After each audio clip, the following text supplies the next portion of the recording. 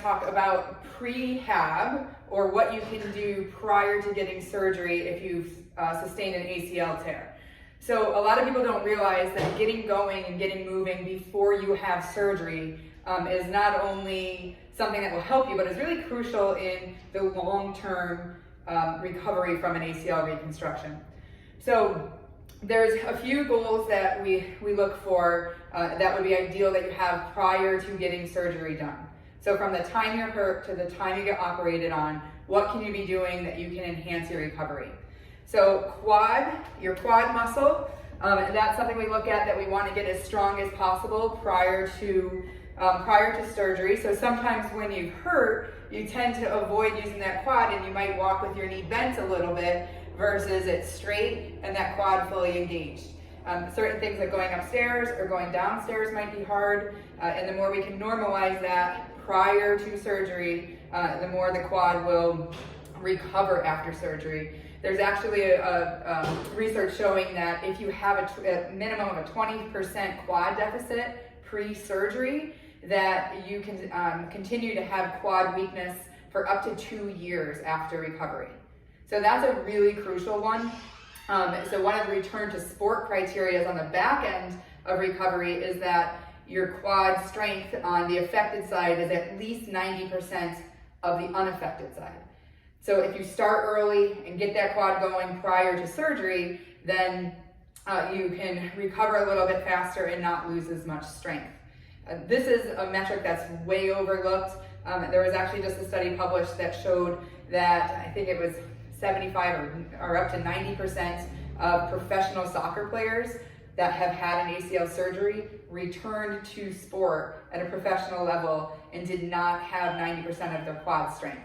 So that is an issue because we know quad strength and the ability of the quad to function helps to control the knee and might help to reduce future ACL injuries. So quad strength is one, that's a big one. The next is getting the knee fully extended and fully straight. So that one does go with quad strength, because if your quad isn't strong enough, it won't pull the knee fully straight. But the knee getting straight or full knee extension is another metric that we'd like to hit. And in the ideal world, full range of motion. So not only straight, but also a full bend of the knee. If you can normalize your range, if it's not sore or if it's a little sore and you can work through it and get it back, again, that's going to enhance your recovery, especially if there's a little lag time before getting hurt in surgery.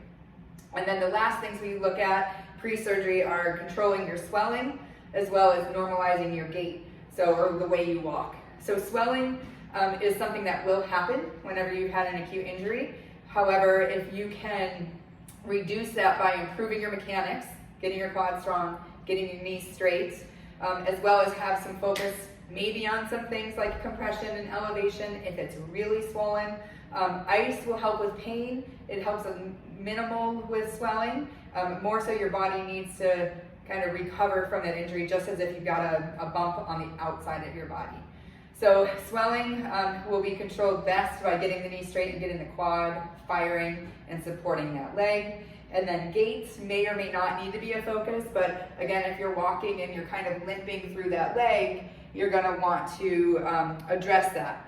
Now, if you get your knee range of motion and the muscles around there working, it might just be addressed on its own. However, sometimes you have to actually focus on what the gait mechanics themselves might look like.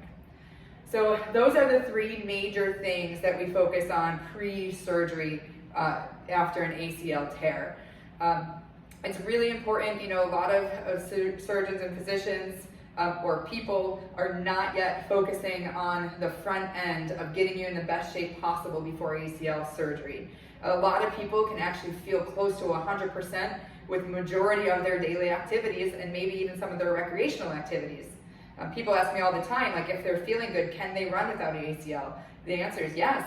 If you have the capacity and you have the muscle strength to support yourself, you really can do whatever you want.